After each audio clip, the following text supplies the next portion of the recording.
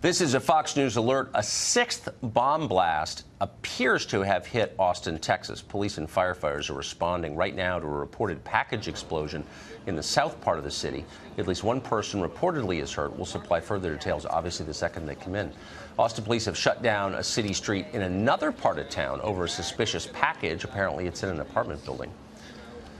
What do we know about the explosives that have been used in this bomb? How were they made? What do they look like? Johnny Joey Jones is an explosives expert. He was wounded in Afghanistan. He joins us tonight.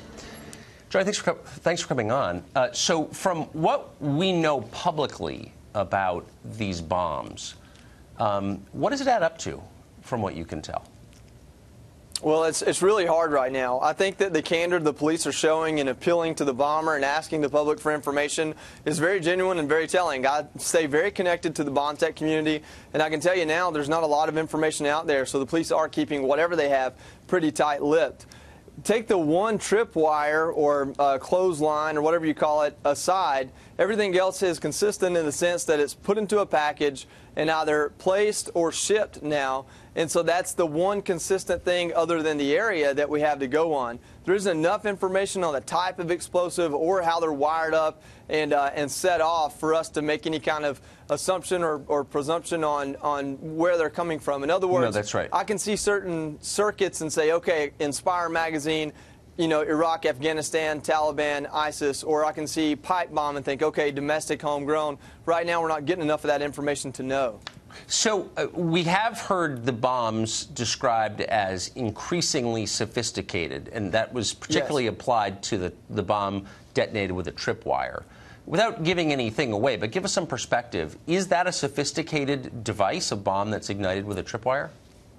No, that's actually really simple. And I can tell you that if you can think of a clothesline with your positive or your closed pin with your positive and negative on the top and bottom and put a piece of rubber or wood in between it, and then run a wire from that piece of rubber or wood, you trip over that, and then that spring pulls it down. It's really, really simple.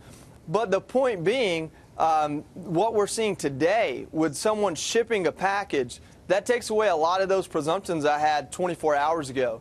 Everything I've heard up until last night seemed like pretty simple mechanical engineering. You can use a washing machine timer to create standoffs so you can get away. Really simple and what we would call surefire techniques. But to put something in the mail, to have it thrown around, put in a truck, thrown on a conveyor belt before it goes off, that suggests something much more sophisticated and, quite honestly, much scarier. Interesting. Does it also suggest a different kind of explosives?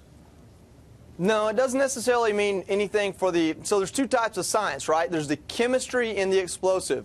Right. That can be binary, like aluminum powder and another ingredient I won't say, but you can get it in tannerite. Or it can be very chemistry intensive, like TATP and other types of explosives. And so that's one part of the science. And then the other part is electric circuitry or mechanical circuitry. And those two are very different but can seem the same way. For example, the first bomb, they said that when the lady opened it, it exploded.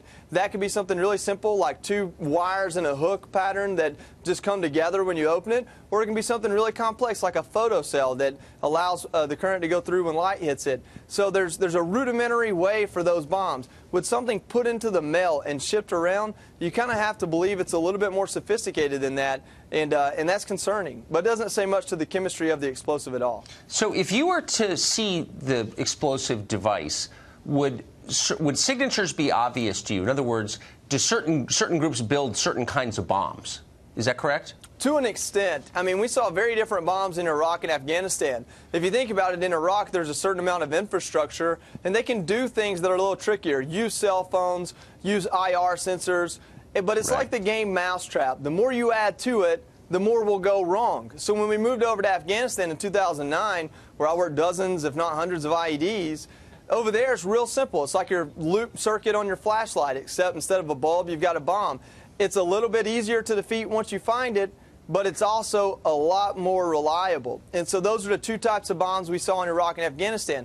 Bring it home, a lot of what we see here are pipe bombs, which actually have a powder train time fuse, which means you light it and it burns until it blows up, like Wile E. Coyote. What we're seeing here today are electronically initiated, which is a lot harder to accomplish, and there's one specific part and piece I won't talk about too much that's really hard to make at home or hard to get a hold of. Everything else, very common. So those are obviously two completely different categories. So that will tell us a lot. Yes, exactly. Johnny, thank you for that. That was really yeah. interesting.